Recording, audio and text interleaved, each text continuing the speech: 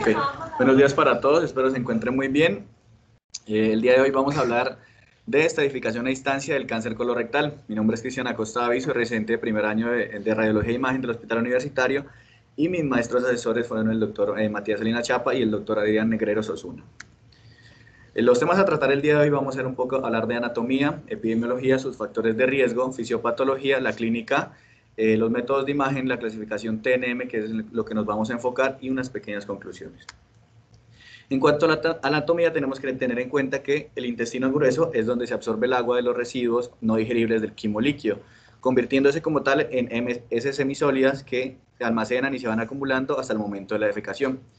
Está compuesto básicamente por el apéndice ciego, colon ascendente, colon transverso, colon descendente, recto, sigmoides, recto y conducto anal.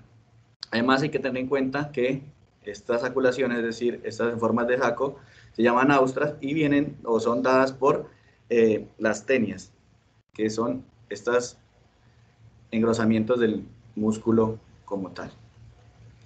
Respecto a la irrigación, está dada por la arteria mesentérica superior y la arteria mesentérica inferior.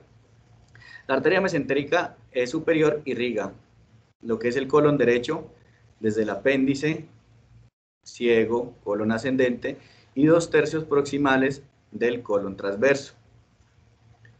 Entonces, la arteria mesentérica superior va a dar ramas derechas, que de inferior a superior son la arteria iliocecal, o también conocida como iliocecoapendiculares, da 4 ramas, bien sea por su nombre, para el ilio, para el ciego, para el apéndice y para el extremo distal del colon ascendente. La arteria cólica derecha también da ramas ascendentes y ramas descendentes. La arteria cólica media, ¿sí?, que es la primera rama de la arteria mesentérica superior, va a irrigar como tal a lo que es el colon transverso. Y la arteria mesentérica inferior da la arteria cólica izquierda, ¿sí?, que da ramas tanto ascendentes como descendentes. A su vez, da entre 3 a 5 ramas de arterias sigmoideas, que irrigan, pues, como su nombre lo indica, la parte del colon, del recto, sigmoides, y puse esta imagen para determinar que respecto a la mucosa vamos a tener lo que es la mucosa, submucosa, muscular y la serosa como tal. ¿Por qué? Porque es importante, porque más adelante vamos a determinar el estadio respecto al la T. En cuanto al drenaje venoso, respecto al recto, vamos a empezar, van desde las venas rectales inferiores a la vena pudenda interna y luego a la vena cava inferior y a las venas rectales medias que drenan directamente a la vena ilíaca interna. Desde el ángulo esplénico vamos a tener en cuenta que pasan desde el tercio distal del colon transverso, el colon descendente, sigmoides y recto, ¿sí?, van a drenar a la vena mesentérica inferior, como podemos ver aquí, y a su vez van a unirse con la vena esplénica, y la vena esplénica junto a la vena mesentérica superior van a dar lo que es la vena porta. Esto es muy importante, ¿por qué? Porque para la diseminación hematógena a distancia es prácticamente, como tienen un flujo laminar, todo lo que es o los cáncer o las lesiones que se encuentren a nivel de el colon descendente, tercio distal del colon transverso, sigmoides y recto superior, van a llegar directamente al lóbulo hepático izquierdo. Sin embargo, las lesiones de cáncer que se encuentren a nivel del ciego, colon ascendente y 2/3 proximales van a ir por la vena mesentérica superior y van a dar lesiones tumorales a metástasis a lóbulo hepático derecho. Entonces es muy importante para que nos vayamos dando cuenta, si vemos una metástasis a nivel de qué lóbulo, podemos identificar de qué segmento. ¿Pero dónde leíste eso? Respecto pues o sea, el artículo como tal Sí, es que leí varios, pero sí. Lo que pasa, miren, no es que el colon izquierdo se vaya a ir hacia el lóbulo hepático izquierdo y el derecho hacia el lado derecho. O sea, pueden dar metástasis en ambos lóbulos. Sí. Y lo importante es que la irrigación del sistema portal va prácticamente desde el ciego hasta el tercio medio recto. Entonces, estos tumores están normalmente cuando son metástasis hematógenas hacia el hígado. Y la porción más inferior del recto, como va al drenaje venoso sistémico a través de las venas ilíacas, es más común que da metástasis al pulmón. Eso es lo que tenemos que saber. La parte de si va al lóbulo hepático derecho o izquierdo, en realidad cualquiera de los dos lados puede dar a cualquiera de los dos lóbulos. ¿Okay? Sí, eso es lo que iba a decir respecto a la conclusión, que lo que es del, digamos, recto medio y recto inferior van a dar metástasis a pulmón, mientras que lo que es del colon va a dar metástasis a hígado principalmente. Respecto a epidemiología, vamos a tener que el cáncer colorectal va a ser, de todos los cánceres, el tercero de incidencia a nivel mundial, tanto en hombres como en mujeres. Y va a ser el segundo en mortalidad en hombres por detrás del cáncer de pulmón y el tercero en mujeres por detrás del cáncer de mama y de pulmón. Si bien tenemos una sobrevida general de entre 55 y 65%, va a determinarse, depende del estadio en el cual lo encontremos. Si es en el estadio 1, va a ser cerca del 85-90%. Si es en el estadio 2, va a bajar al 70%, estadio 3 va a aproximadamente el 55-65%. Y en el estadio 4 ya va a ser muy bajo, lo cual va a ser del 10 al 15%. Su edad de presentación va a ser en general a los 60 años, aunque también está viendo afectada a las personas de menor edad, de 50, 30, inclusive hasta 30 años, lo cual apunta a que es una influencia de los patrones tanto dietéticos, la obesidad y los factores del estilo de vida en los cuales estamos en la actualidad. En cuanto a los factores de riesgo, ya habíamos dicho que la edad mayor a 50 años, una historia familiar de cáncer colorectal.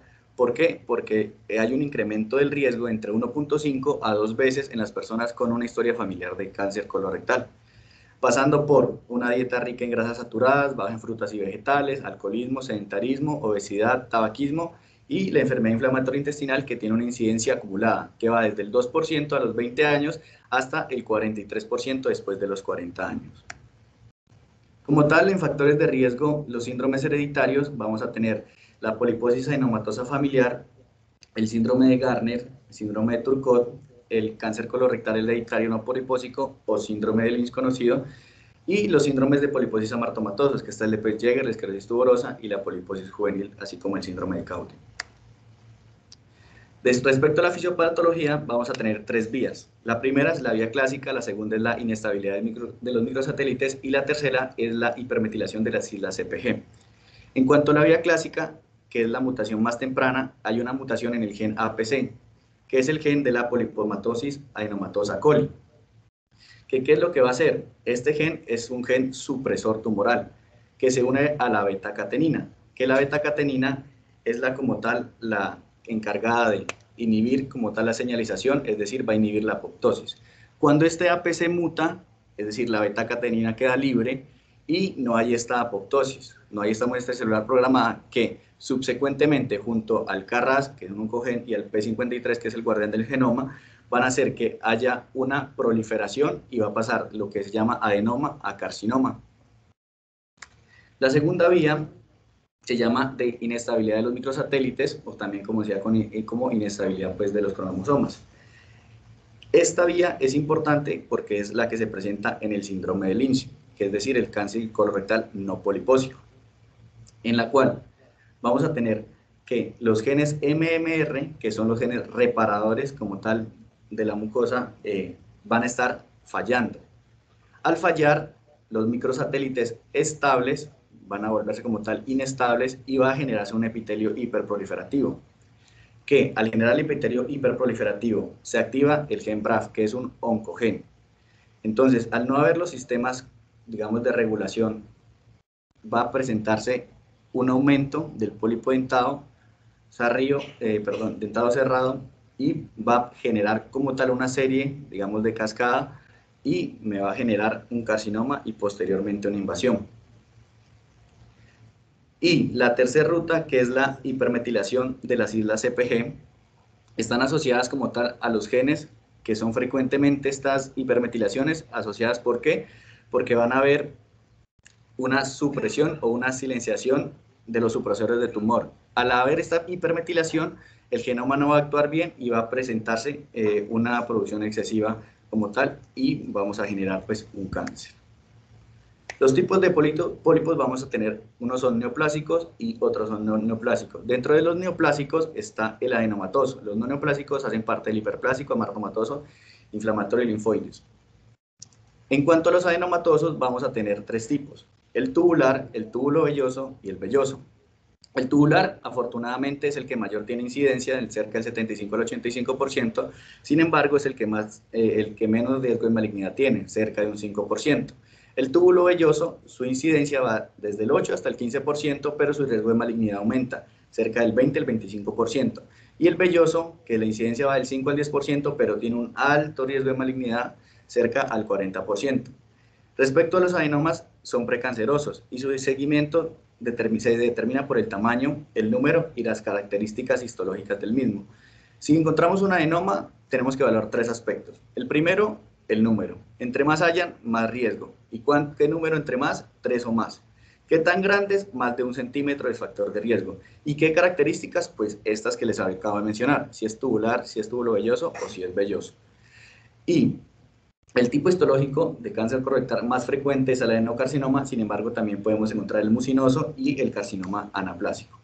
Su presentación clínica puede ser muy variable, inclusive se menciona que la mayoría somos o son pacientes asintomáticos, pasando por un dolor abdominal, el cual puede ser muy inespecífico, cambios en el hábito intestinal y depende también de qué lado del colon se afecte. Si estamos hablando del colon derecho, generalmente va a causar más sangrado y por ende una anemia subsecuente, mientras que en el colon izquierdo va a dar más obstrucción intestinal.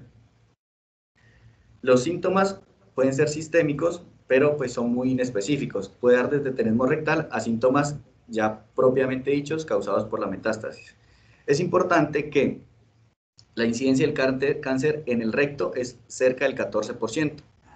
En el colon sigmoide se va a ver presente en el 25%, en el colon descendente el 10%, en el transverso el 18%, en el ascendente el 20% y en el ciego cerca del 13%. Esto va a ser muy importante más adelante cuando vayamos lo de métodos de tamización o tamizaje. El diagnóstico, vamos a tener en cuenta que el gold estándar es la biopsia por colonoscopia. El antígeno carcinoembryonario tiene una sensibilidad la cual es muy variable, del 30 hasta el 80%. ¿Y qué número o cuál vamos a tener o vamos a decir que es significativo o es positivo? Cuando va a ser por encima de 2.5 nanogramos en los pacientes que son no fumadores y por encima de 5 nanogramos en los pacientes fumadores. La tomografía computada en el diagnóstico, que es en lo que nos vamos a basar en la clase, es prácticamente para una estratificación a distancia, es decir, las metástasis. Y respecto a la resonancia magnética, es el ideal para una estratificación local. El PET, como ya vimos en la clase de Diego hace un par de semanas, generalmente tiene un valor de detección de metástasis intra y extrahepáticas durante la estratificación y como parte de una segunda línea para una planeación radioterapéutica, pero es el primero para identificar recurrencias. Hablando de tamizaje, vamos a tener en cuenta que la sangre oculta en heces va a tener entre 37 al 80% de sensibilidad, pero tiene limitaciones. ¿Cuáles son? Que si sale positivo, independientemente, tenemos que ir a un examen o un estudio invasivo. El enema con doble contraste me sirve y tiene una especificidad cerca del 60-70%, pero para los cáncer o los adenomas avanzados. Y no me detecta generalmente las patologías proximales, es decir, a nivel del colon derecho. Hablando de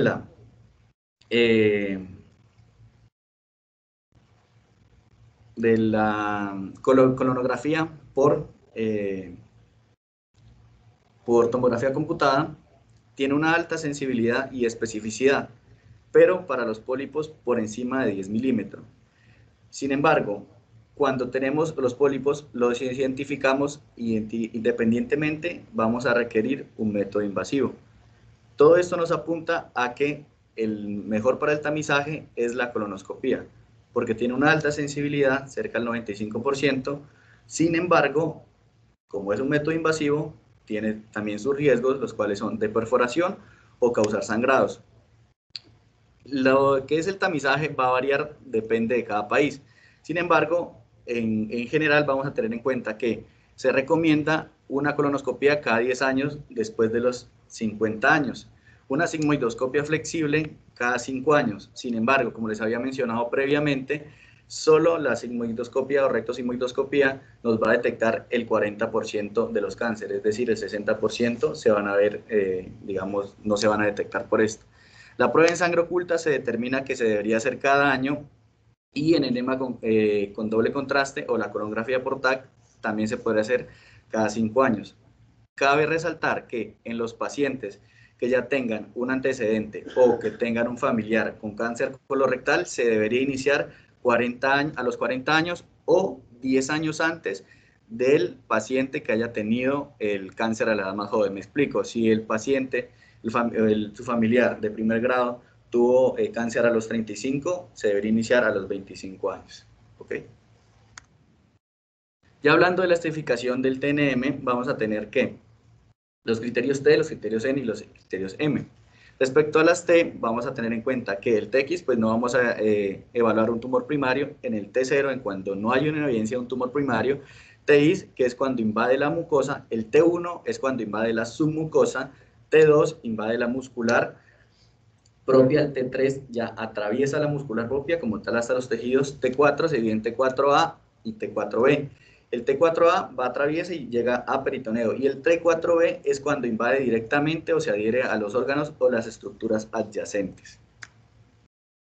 En cuanto a los criterios N, vamos a tener NX, no se puede valorar, N0, no hay metástasis en los ganglios, N1 va a determinar entre N1A, N1B y N1C.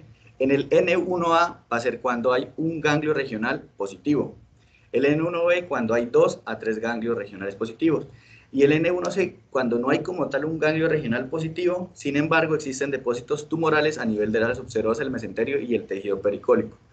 El N2 cuando hay 4 ganglios con resultado positivo. N2A de 4 a 6 y N2B cuando son 7 o más.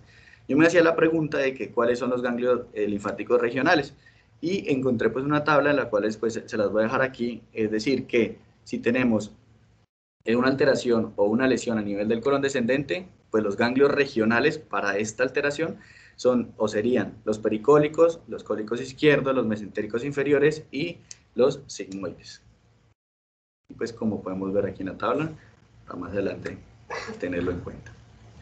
Respecto a la definición de las metástasis, vamos a tener que M0 es cuando no hay una metástasis en el cáncer, M1A, M1B y M1C. Dentro del M1A es cuando solo invade un órgano, o sea, a distancia. El M1B es cuando ya invade 2 o más. Y el M1C es cuando ya hay una metástasis, es decir, una carcinomatosis peritoneal, independientemente de que se encuentren o no en otros lugares.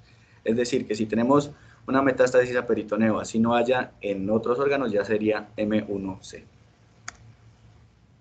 Entonces, cuando esté ISN y ISM, ¿a qué grupo lo vamos a clasificar? ¿Sí? ¿A qué grupo de estadio? ¿A qué grupo de estadio? ¿Es 1, 2, 3 o 4? Entonces, para no hacer esta como muy tediosa, vamos a identificarlo como por imágenes, es más sencillo. Entonces, en el estadio 0 es cuando tenemos un tumor TIS, es decir, in situ, es decir, en la submucosa, pero no hay ni ganglios ni hay metástasis. En el T1, el cáncer ya como tal ha crecido, ha atravesado pues la mucosa, ¿sí? Es decir, ya está en T1 o un T2, invadiendo pues la muscular. Sin embargo, no vamos a tener compromiso de ganglios linfáticos ni metástasis. En el estadio 2A vamos a tener que ya hay una invasión en T3, ¿sí? Es decir, ya atraviesa la pared del colon, el recto, pero no se ha diseminado ni a ganglios ni ha hecho metástasis. En el 2B el cáncer ya ha crecido, ya atraviesa la capa muscular, ¿sí? Hasta llegar al revestimiento del abdomen, pero todavía no tiene ganglios ni metástasis. En el 2C ya tenemos un tumor 4B, es decir, que ya invade a estructuras adyacentes, pero no va a haber metástasis ni invasión de los nódulos. En el estadio 3A va a dividirse en el grupo 1 y el grupo 2. Dentro del grupo 1 vamos a tener que ya ha crecido, bien sea hasta la mucosa y hasta la muscular, pero se encuentran de 1 a 3 ganglios. A diferencia del grupo 2, que ya va a ser de 4 a 6 ganglios, ¿sí? Por eso es importante que en la evaluación se cuenten los ganglios, porque va a determinar el estadio en el cual se presenta. Y como podemos dar cuenta, pasa de un grupo, digamos, 1 a un grupo 2, y todo esto va a determinar en el manejo. En el estadio 3B vamos a tener también grupo 1, grupo 2 y grupo 3. Dentro del grupo 1 el cáncer ya ha crecido, atraviesa como tal la muscular y va a haber metástasis a los ganglios de 1 a 3. En el grupo 2 igual, ya no va a haber de 1 hasta 3 ganglios, sino de 4 a 6 ganglios. Sin embargo, no va a haber metástasis. Y en el grupo 3 del estadio 3B ya van a haber más de 7 ganglios comprometidos y vamos a tener la mucosa en un T1 con un T2, pero sin metástasis. Respecto al grupo 1 del estadio 3C, vamos a tener un tumor en T4A, vamos a tener metástasis desde 4 a 6 ganglios, pero no hay metástasis como tal a distancia. En el grupo 2 del estadio C ya vamos a tener un tumor primario, bien sea T3 o T4A, ya van a haber más de 7 ganglios comprometidos, pero no va a haber metástasis a distancia. Esto es importante porque si nos encontramos con un estadio 3C en el grupo 3, podemos ver que simplemente van a haber metástasis hasta 1 o a 3 ganglios, pero ya el tumor primario va a ser o va a invadir estructuras vecinas. Es decir, que un tumor primario que esté, digamos, invadiendo estructuras vecinas pasa a ser inmediatamente un estadio 3C con solo tener un solo ganglio afectado. Por eso es importante los planos de diferenciación o determinar esto, porque pasaría, como lo vimos anteriormente, de un grupo 2 a un grupo 3, a un estadio 3, perdón. Y como les había mencionado previamente, en el estadio 4, pues ya es cuando tenemos una metástasis, y está en el estadio 1A, 1B y 1C. Dentro del 1A, cuando afecta simplemente o hay metástasis a un órgano, independientemente, ¿sí?, de que sea cualquier T o cualquier M. En el estadio 4B ya va a haber 2 órganos o más, ¿sí?, asimismo, independiente del T y del M. Y en el estadio 4C ya es cuando hay una diseminación al peritoneo. Hablando propiamente o enfocándonos en la importancia del TAC en el cáncer de colon, es controversial para un diagnóstico inicial. Como les había mencionado antes, el principal o el ideal sería una resonancia. Es útil cuando alcanza un tamaño considerable. ¿Cuándo decimos que es un tamaño considerable? Cuando la lesión es mayor a 5 milímetros o cuando condiciona una obstrucción al tránsito intestinal. ¿Qué es lo que vamos a ver? Un engrosamiento de la pared y una estenosis de la luz intestinal. Y vamos a determinar lo que debe ser con contraste IV, y un realce puede ser variable. El objetivo del ATAC es evaluar la extensión, identificar las lesiones metastásicas, distantes y otros factores que determinen el pronóstico que permitan hacer una estratificación correcta y posteriormente un tratamiento adecuado. Es más común que se detecte por complicaciones, ¿sí? ¿Como cuáles? Como la obstrucción, perforación o fístulas. En la imagen de su izquierda podemos determinar un carcinoma del colon ascendente por una infiltración como tal, el del tejido graso circundante. Vemos este engrosamiento, ¿sí?, que está colapsando como tal el lumen, la luz intestinal, y generando una obstrucción proximal, como podemos identificar en esta imagen. En esta, que es una reconstrucción en un corte coronal, también podemos determinar el engrosamiento, ¿sí?, de su pared con su obstrucción proximal. En la imagen de su derecha vamos a tener una neoplasia del colon descendente, ya como tal complicada. ¿Por qué? Porque nos va a causar una perforación. En la línea roja vamos a ver el efecto de la pared, que junto con la letra pues, F vamos a ver como material fecaloide extraluminal. Y en la letra C vamos a determinar lo que es la colección que se generó secundario a esta perforación. ¿Qué información nos aporta la TAC? Básicamente la localización, tamaño tumoral, una invasión directa de órganos adyacentes, la afectación ganglionar, diseminación metastásica. Y para respecto a la enfermedad metastásica es importante tanto pre como post tratamiento, como nos podemos dar cuenta al realizar las historias clínicas que la solicitan mucho para evaluar la respuesta al tratamiento. ¿Qué limitaciones tiene? La determinación es limitada respecto a la profundidad de la invasión tumoral, es decir, el estadio T. Prácticamente lo que es un T1, un T2, va a ser muy difícil determinarlo por una tomografía. Entonces, aquí básicamente la tomografía la vamos a utilizar para ver si hay extensión extramural, para ver si invasiona la grasa pericolónica o para ver si invasiona otros órganos. Pero entre T1 y T2 es la tomografía que no vamos a poder hacer. Entonces vamos a concentrarnos en ver si el tumor ya está fuera de la pared. Y si ya está fuera de la pared, si está invadiendo otra estructura. También es importante que haya una incapacidad para distinguir adenopatías metastásicas, es decir, el estadio N. ¿Por qué? Porque pequeños ganglios pueden albergar focos tumorales y un ganglio aumentado puede que no tenga ningún foco tumoral. Sin embargo, pues esto ya es otra tela por la cual cortar, pero hay que tenerlo en cuenta. Por eso, por ahí, cuando estamos valorando la N o el número de ganglios, yo veo que hay que contar el número de ganglios para determinar dónde clasificarlos, ¿no? En realidad, vamos a contar los que vemos adyacentes al tumor. ¿Sí? Si lo estoy viendo, lo voy a contar como positivo. ¿Por qué? Porque, como ya dijo Cristian, no sabemos, hay ganglios muy pequeñitos que sí están afectados y también puede haber ganglios más grandes que no. Entonces, realmente lo que importa es cuántos ganglios veo alrededor, sin importar el tamaño. Lo voy a contar todos porque no puedo saber yo. Al final de cuentas, es algo conjunto, no es nada más con la pura tomografía. Yo tengo que decir cuántos ganglios había adyacentes al tumor. Okay. Sí, claro, la clasificación es quirúrgica, pero yo tengo que contar los ganglios en la tomografía que se ven alrededor independientemente del tamaño.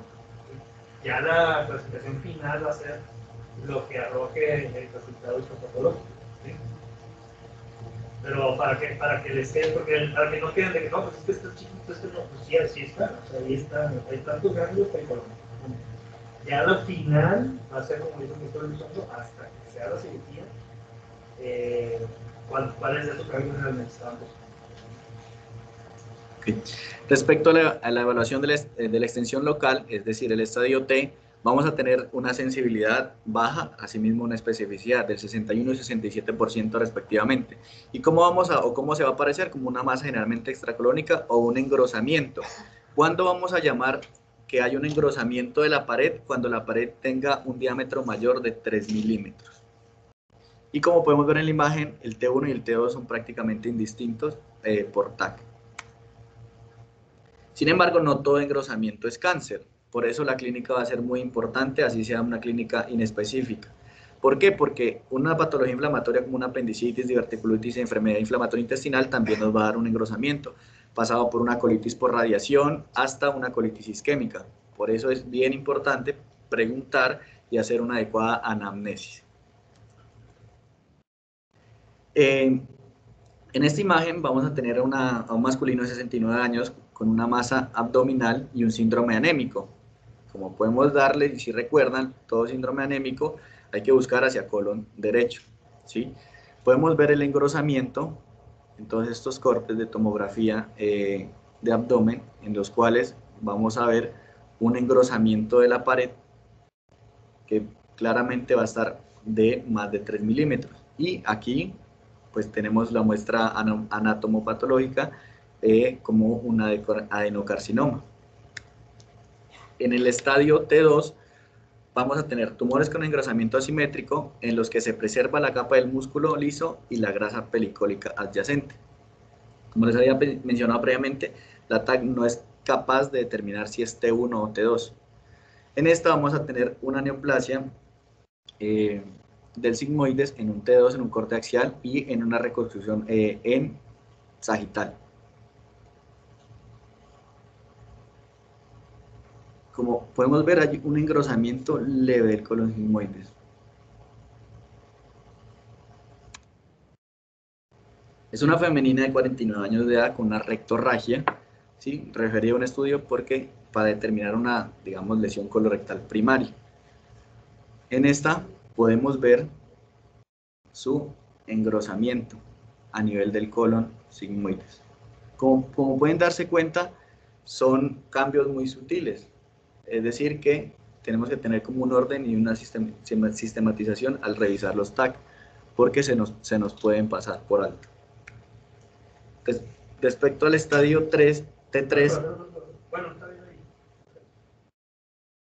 ahí. Como ya les dijo ahorita Cristian, el grosor de la pared normal del colon es 3 milímetros. Cuando vemos este tipo de engrosamientos, algo que nos sirve mucho es ir siguiendo la pared y luego vemos este tipo de ahumamiento que es encima de los hombros, que nosotros pasáramos contraste por aquí, nos diera también encima de la manzana mordida, ¿no? Porque solamente podemos ver la mucosa irregular, donde está crecido el tumor, y como tenemos un sitio previo que está con una luz mucho más amplia que el sitio donde se encuentra la tumoración. Ahora, cuando nosotros vemos un tumor del colon, no es necesario estar midiendo el grosor, no importa. Puede medir 10 centímetros, eso no importa. Lo que importa es la extensión. O sea, cuánto se extiende en el colon. ¿Okay? Porque eso es importante para el planeamiento quirúrgico. No tiene nada que ver con el tema, pero sí tiene que ver con qué va a hacer el cirujano, qué tan grande, qué tan extenso es. Pero no en cuanto al grosor, que veo muchas veces que miden el grosor, que ponen que mide hasta tanto, eso no le importa nada. Lo que importa y que ni no ponen cuánto se extiende, eso sí es importante. ¿Okay? Entonces la extensión sí es importante, el grosor no tanto. Lo pueden poner las dos para tener una mejor caracterización, pero el punto es que la extensión es más importante que el grosor. Listo, muchas gracias.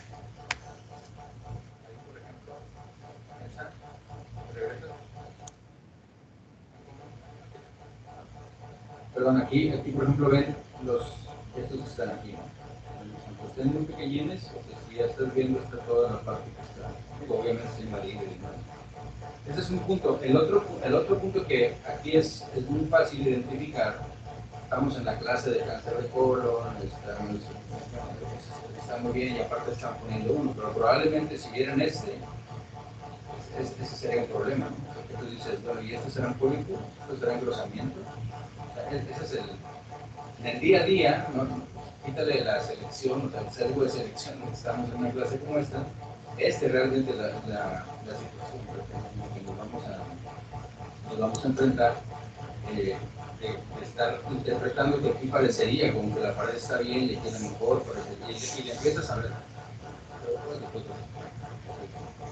Hay también áreas de contracción normal en el colon que pueden simular un cáncer. Áreas de estenosis normal en el colon que pueden simular un cáncer. Entonces, en esa situación, por ejemplo, el caso que acabamos de ver, suerte que esté indicado de verlo, por supuesto, ¿verdad? Puede determinar si existe realmente una lesión o no. Una previa. Algo también que no viene en el TNM, pero sí es importante. Así como ven aquí estos vasos alrededor del colon, hay algo que se llama invasión vascular extramural, que es la extensión del tumor a través de las venas principalmente. Entonces, eso, si tú ves eso, que hay realce, aumento del tamaño de una vena y realce, es un factor pronóstico aparte del TNM. Si usas peor pronóstico, si tienes invasión a la vena que está adyacente al tumor. ¿Okay? Eso es tanto para cáncer de recto como para cáncer de colon. Entonces, siempre hay que ver los vasos, ver que no estén a mitad de tamaño, que tengan realce anormal, sin nodular, que se vea el vaso nodular con realce. A veces es difícil determinarlo, ¿verdad? Pero hay que ser un poquito más minuciosos en esa parte para ver si vemos ese tipo de invasiones. Porque si cambia el pronóstico del paciente independientemente del TNM. Otro ejemplo en el estadio T3, vamos a determinarlo por esa que es un masculino de 67 años de edad, por pérdida de peso inintencionada. Es importante tener en cuenta que para llamar a una pérdida de peso inintencionada es del 5% del peso del paciente entre 3 a 6 meses. Siempre es importante porque si no, perdí 2 kilos en un año, pero peso 100 kilos, me explico. Entonces, si es, no, es que los pacientes, en las historias clínicas han perdido peso, sí, entonces es importante que así sea un poco más demorado, es el 5% idealmente en 6 meses. En este ejemplo, vamos a tener un ataque de abdomen contrastado en fase venosa y con contraste intraluminal en donde vemos este engrosamiento. Como les digo, este es otro ejemplo más de un estadio T3. En el estadio... Sí, por ejemplo, fíjense cómo aquí estoy viendo el tumor, el engrosamiento, está pasando el contraste, estoy viendo el engrosamiento del muro. Y se fijan aquí, la transición entre la pared y la grasa pericorónica se ve muy nítida. Pero justo donde puso ahí el señalador, ven cómo se ve borrado alrededor. Entonces eso ya es invasión extra. Esas son las partes que tenemos que buscar nosotros para determinar si es un T3 si está saliendo completamente del lugar. En el estadio T4 ya es, como les había mencionado, la invasión a los órganos adyacentes, bien sea por una perforación tumoral o una infiltración tumoral. Vamos a tener en el ejemplo de la izquierda una neoplasia de sigmoides con una invasión como tal a las estructuras adyacentes. Y en las imágenes de la derecha vamos a tener un carcinoma de colon sigmoides en un estadio T4. Como podemos ver lo que nos dijo el doctor, como este borramiento y pueden determinar como unas espículas, ¿sí? Es decir, que ya el tumor se va pues... Pero aquí no sé, mira, aquí está el tumor y está saliéndose completamente todo esto. Entonces está invadiendo, acuérdense que puede invadir tanto intestino delgado, vejiga, etc. Dependiendo de dónde esté el tumor, ¿verdad? Si estamos cerca del ángulo esférico, el estómago es un sitio que toma una división, páncreas, etc. Pero el punto es que una vez que ya se sale, después tenemos que ver aparte si está invadiendo la pared o un órgano adyacente. En el estadio N, la detección del estadiaje ganglionar ha sido siempre difícil usando la tomografía. La sensibilidad en el N va a ser de 66 al 83% y la especificidad va desde el 35 al 80%. ¿Cuáles son los criterios de sospecha? Generalmente los nódulos mayores a 1 centímetro, de forma redondeada, generalmente en grupos de 3 ganglios o más, presencia de necrosis y un realce que supere las 100 unidades Hounsfield. Como podemos determinar en esta tomografía, un abdomen simple en donde determinamos, ¿sí?, los ganglios justamente adyacentes, ¿sí?, a una lesión como tal en el colon descendente. Y de evaluación de extensión a distancia, es decir, el estadio M, vamos a tener en cuenta que la localización de la metástasis viene determinada por el drenaje venoso, ¿sí? Como ya les había mencionado también el doctor inicialmente en la clase, lo que el drenaje vena porta, el colon y recto alto van a determinar metástasis hepáticas. Sin embargo, el recto bajo, porque drena hemorroidales y la vena cava inferior, va a predisponer generalmente a metástasis pulmonares. Aunque ya en estadios avanzados pues pueden verse comprometidos ambos. Es en una metástasis inicial. En cuanto a las metástasis hepáticas, es importante porque, o qué se debe evaluar, los criterios para la resecabilidad, el número, la localización, la relación con las estructuras vasculares y con las estructuras biliares. Los factores de peor pronóstico son la esteatosis, la obstrucción biliar, enfermedad hepática parenquimatosa y las complicaciones vasculares. ¿Qué características van a tener las metástasis hepáticas? Generalmente son lesiones focales, hipodensas y heterogéneas en la fase portal venosa, o pueden ser nódulos hipovasculares con realce en anillo. Y también puede haber una posible necrosis o pues calcificación del mismo. Tenemos pues como tal un TAC de abdomen contrastado en fase venosa, un corte axial que vence lesiones a nivel tanto del lóbulo hepático izquierdo como del lóbulo hepático derecho en un adenocarcinoma metastásico de recto, y en ese sería pues un estadio 4, y si no tenemos otro sería 4A. Algunas entidades también pueden confundirse con metástasis colorectales, dentro de las cuales está el hemangioma, peliosis hepática, adeloma biliar, amartoma biliar y una fibrosis periportal. Tenemos un ejemplo de un masculino de 68 años con una masa abdominal palpable. ¿Sí? Tenemos en estos una TAC contrastada en fase venosa y tenemos múltiples cortes axiales, en donde vamos a determinar, ¿sí?, estas lesiones hipodensas a nivel del lóbulo hepático derecho que nos harían pensar, ¿sí?, como les dije por lo del flujo, que voy a buscarlo y les voy a decir más adelante, posteriormente, que nos debería hacer pensar que es algo más del colon derecho. Y en esta flecha lo que indica también son pues las adenopatías interaortocava que se presentan. Las metástasis pulmonares son el segundo sitio de diseminación. Se pueden presentar tanto como nódulos pulmonares, linfangitis carcinomatosa o derrame pleural. Por eso también nos solicitan estos estudios generalmente durante las guardias para determinar metástasis pulmonares en un paciente con derrame pleural, generalmente unilateral. En esta imagen podemos determinar en corte axial y en reconstrucción en coronal cómo tenemos dos lesiones que, aunados al cuadro clínico del paciente, puede determinarse que es una metástasis propiamente dicha. Las metástasis peritoneales, respecto a la forma de presentación, suelen ser como nódulos a nivel del epiplón, ¿sí?, o en la superficie peritoneal, acompañada de ascitis.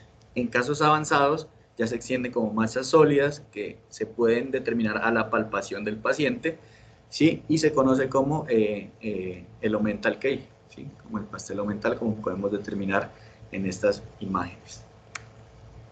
Tenemos otra imagen de una femenina de 28 años de edad, un sangrado transrectal, en donde podemos determinar el líquido libre, la tumoración, ¿sí?, de 4x4 aproximadamente, y vemos que en esta TAC con contraste intravenoso, en contraste IV en fase venosa, ver como el realce que va a presentarse a nivel de peritoneo.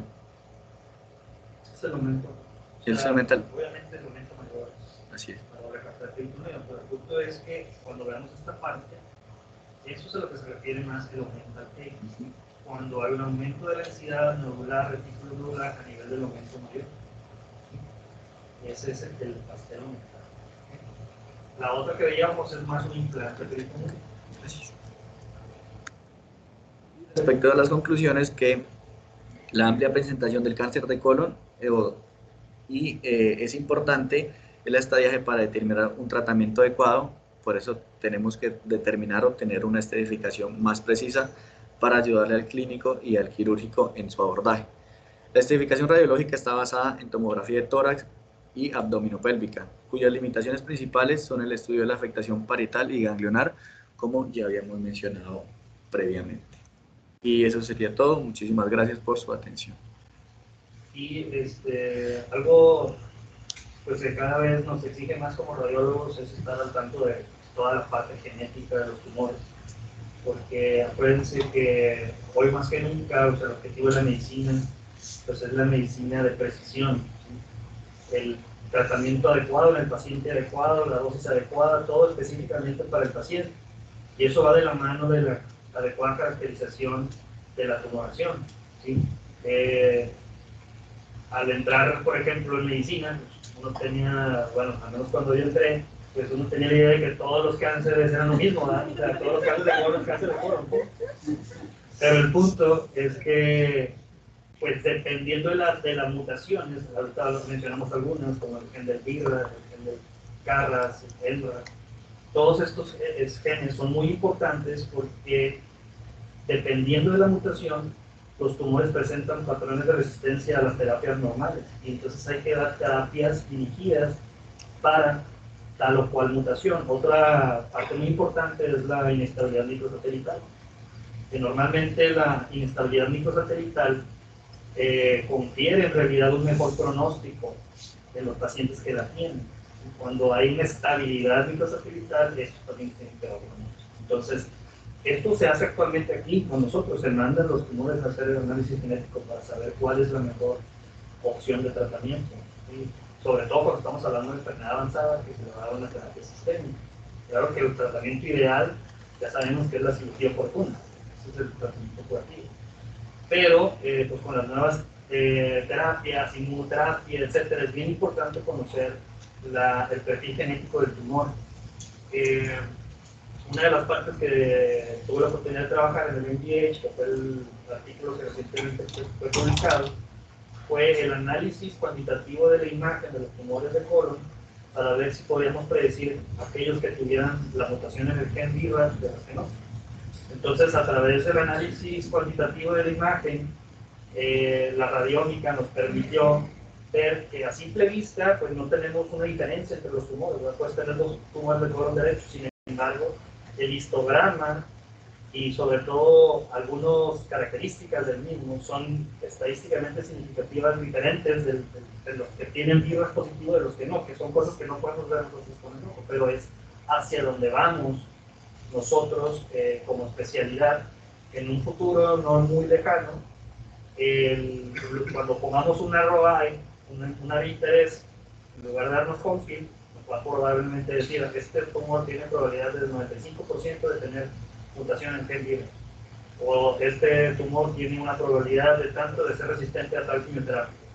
Entonces, para que tengamos en mente hacia dónde vamos, que es la medicina de precisión, y que todo debe ser muy específico, y sí nos exige muchísimo a nosotros porque tenemos que estar pues a la par en cada uno de los tumores, que hay muchísima investigación, sobre todo en la parte genética, ¿no? Entonces hay que tomar en cuenta eso, porque es hacia donde vamos. Igual en mama, por ejemplo, ¿sí? Patrones, asociaciones o patrones de imagen, ya no nada más lo que podemos observar, sino lo que podemos cuantificar de la imagen, asociar eso con los diferentes perfiles genéticos de los tumores, porque finalmente es lo que va a ayudar a englobar todo para poder dar el tratamiento preciso, en el tiempo preciso, en el paciente correcto. Como bien mencionó Cristian, pues generalmente los pacientes que tienen cáncer de colon derecho se manifiestan por sangrado y anemia, los de colon izquierdo por obstrucción, sobre todo en pacientes que son de 50, 60 años. Pero ¿qué es lo que vemos todos los días? Que hacemos diagnósticos de cáncer de colon en pacientes asintomáticos, en pacientes que no tienen sintomatología gastrointestinal, ¿sí? Pacientes que vienen por una litiasis o por un dolor o enfermedad en específico y demás. Entonces, es muy importante que, y sobre todo tomando en cuenta la edad del paciente, hagamos un escrutinio detallado del colon, y lo adecuado es que el colon esté bien preparado antes de hacer la tomografía, sobre todo cuando tenemos la sospecha clínica. Pero recordar que con bastante frecuencia se hace un diagnóstico incidental de cáncer de colon. Obviamente ahí es donde tiene mayor importancia el screening, ¿verdad? Bueno, pues ahorita de lo que comentaban, haciendo como un conjunto de la parte es hacia donde vamos. Fíjense que una de las cosas que está pasando ahorita, usted dijo, Adrián, la parte genética, Matías acaba de terminar con la parte de screening. Cristian dijo, los pólipos son premalignos. Entonces, la pregunta es, bueno, si el pólipo se considera, yo entiendo que hay porcentaje, pero es premaligno, entonces, ¿por qué no se olvida de una vez? Finalmente se va a malignizar. Entonces, fíjense que una de las cosas que va a pasar, sobre todo estoy hablando en el contexto del cáncer de colon, porque se puede aplicar a cualquiera, pero debido a la frecuencia, la prevalencia que tenemos de este cáncer, y lo que comentaba Adrián, hay una tendencia que seguramente ustedes conocen ya, y es que cada vez más la gente, o vamos a estar pidiendo, pues a lo mejor no yo ya, ¿verdad? Pero gente joven, como ustedes, sus pacientes, su perfil genético, el 23andMe o algunos de esos otros que ya hay bastantes y que son muy accesibles, y en donde te va a decir que tienes el gen que acaba de decir Adrián, junto con otros. Entonces, en el momento que tú me digas eso, pues el paciente, persona, porque ni siquiera todavía es paciente, pues va a decir, oye, yo tengo alta probabilidad o esta probabilidad de que tenga un cáncer de colon, y al mismo tiempo le va a salir uno de mama, ¿no? Porque finalmente eso es un oncote, es una cosa de ese tipo. Entonces, va a venir esa situación. La otra es lo que está cada vez más, es la biopsia líquida, que ustedes han escuchado, la detección de DNA tumoral a nivel sangre, donde tú dices, tú tienes un tumor, pero no te puedo decir exactamente cuál es, porque no puedo expresarlo todavía, o nada más expreso esta parte. Entonces, finalmente creo que mucho va a recaer en nosotros, en la parte de decir, pues hay que buscar, si ya te encontré que tienes elevado, es como si yo ahorita le dijera, ¿sabes qué? Hice un estudio y resulta que sale el antígeno carcinoma urinario elevado. Pues vamos a hacer un TAC, si le digo que sale el antígeno prostático elevado, pues probablemente dices, pues no lo voy a andar buscando un cáncer de estómago, ¿verdad? Voy a ir a la próstata, si me sale 19, voy a ir al páncreas, aunque sabemos que se presentan otros, ¿no? Pero bueno, entonces, esa es la parte que yo creo que tenemos que ir viendo, la parte de pólipos, con la colonoscopía virtual, con inteligencia artificial, para la detección es muy buena. No digo que lo vayamos a hacer ahorita, pero muy seguramente ese va a ser una manera en que esto se nos va a venir como una avalancha, van a ver, o sea, la cantidad de pacientes, de personas paranoicas, con o sin razón, de que sí, o sea, o con una prueba genética o no, o sea, o con una información no totalmente correcta, pero finalmente van a estar en su derecho de decir, ¿sabes qué? Yo quiero descubrir que tengo un cáncer de colon, o que tengo un pólipo. Entonces, y luego la siguiente parte es esa, ¿no? O sea, de decir, bueno, tienes un pólipo, pero te recomiendo, es igual que el GRAF, ¿no? Pues bueno, es un pólipo sí, pero ya con la información que te va a dar, con el histograma, la radiómica y todo lo demás. Parece que la radiómica es la parte de rayos X, pero es la combinación con todo lo demás, lo que realmente tenemos que hacer. Con la parte genética, con la parte del medio ambiente, la historia familiar, que se ha expuesto, ¿no? El exposoma, el paciente. Entonces, yo creo que esa es una parte muy interesante que está pasando en todas partes, en toda la patología, pero en cosas como mama, colon, melanoma, o sea, cosas así que son muy frecuentes, sí tenemos que estar bastante metidos en esto. Entonces yo creo que en un futuro muy próximo vamos a estar haciendo, o deberíamos estar haciendo, aquí en México probablemente todavía no, pero en muchas partes ya cada vez más colonoscopías virtuales, más detección de pólipos y seguimiento de pólipos. Porque al final lo que quieres es esa parte preventiva, lo que quieres es ese, lo que les ponía algún día, ¿no? O sea, ese screen radiologist que es el que se va a estar viendo, ¿sí? Qué es, cómo y cuál es la mejor para cada persona, personalizado, como digan, para cada persona cuáles son las mejores pruebas de screening. O sea, porque va a haber varias cosas que vamos a estar siguiendo. Hay algo bien interesante, no sé si han escuchado ustedes la teranostica o en inglés teranostics, que combina pues varias cosas que ha mencionado el doctor Elizondo, por ejemplo lo de la biopsia de sangre, ¿no? Dices, oye, bueno, pero ¿qué tal si ahora para detectar el tumor yo ya tengo un radiofármaco, por ejemplo el que uso en el PET, es específico para la tumoración que estoy buscando, pero además de eso le agrego otro segundo radiofármaco que ya no solamente me va a ayudar a detectar, sino a tratar el tumor ya de inicio. Entonces, eso es teranóstico, la teranóstica, que es diagnóstico y tratamiento al mismo tiempo. Y finalmente, una de las desventajas, como lo menciona el doctor, de esa biopsia en sangre es que pues, ¿dónde está el tumor? Entonces, finalmente necesitas la imagen. Igual que necesito localizar el cuerpo donde está, o en qué, o si te digo, bueno, tienes un tumor de páncreas, bueno, ¿en qué parte del páncreas? Entonces, la teranóstica va a atajar esa parte en la cual se va a hacer el diagnóstico, pero aparte ya se va a estar tratando ese tumor con un segundo radiofármaco específico para el tumor. Entonces, pues está muy interesante, ¿no? lo que viene, y pues tenemos que estar pues atentos para poder nosotros estar a la par y poder seguir ayudando en esa parte de la imagen. Gracias. ¿Algún otro comentario?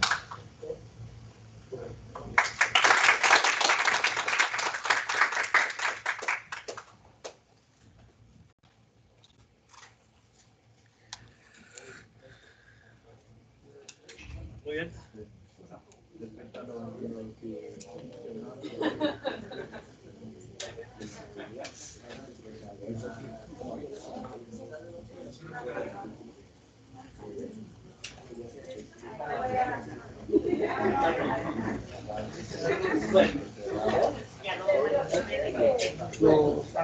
Ahí estamos. Gracias. ¿Es tu compu? ¿Es lo de Ah, Rosy? Sí. No está bien. Nice. Nice. Esperando los subtítulos. No había subtítulos. Excelente. Porque salían subtítulos. Oye, muy bien. Oye, y yo también, no me acuerdo dónde escuché por ahí el grupo laminar Sí, es cierto. que era, lo comparaban con el río Nilo. Sí, Una lástima. exactamente. Gran presentación, solo un error. ¿Cuál? No lo diré.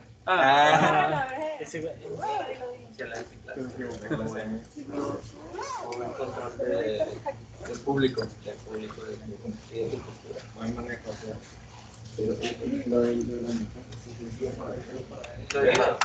Pero porque si van a la Avena Porta y la Avena Porta. como el río Nilo. Sí, yo lo he escuchado también eso. Lo del grupo que dice que me da el río Nilo para que O sea, que es un mismo tubo, pero van así. Pues, se separan. Y así mismo, por eso es que era. Pásalo. Yo digo que mandes en las Sí, sí, que que saludos. No, yo lo estoy buscando.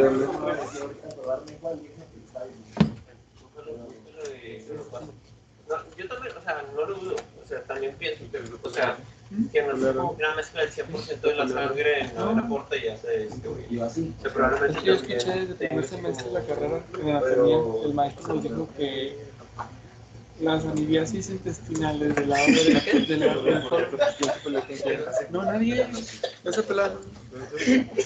Cuando más, o sea, La próxima es. oye, sí, chedos. No, pero este se la va a llevar, yo creo. ¿Cómo la vieron? Bien, sí. Oye, estaba difícil, pero estuvo Sí, estaba bien. está muy difícil. Yo digo, No estaba tan sencillo. Y es que no había un artículo así como. no, Me tocó buscar y traté de abarcar todos, que estadiaje, que no sé qué. pero te fue muy bien, estuvo muy bien. A mí me gustó. Y ¿Verdad? no me dormí casi. ¿Te fijaste? Sí, te vi. Estuve tratando de Me no dormir. van a darte unos abracitos ahí. Ah. Yo entiendo, es muy difícil. Sí, es difícil a ver. Sí, ayer estaba, la verdad, que me moría del sueño, no podía. El maestro Nelas me miraba aquí hablando, se me cerraban los ojos. Sí. Y yo trataba, pero. No, pues que pasa y pues no lo podemos evitar, hombre. Es inevitable, no es porque uno quiera ni ser grosero ni nada. Pues, no. Sí, exacto. No está tan sencillo.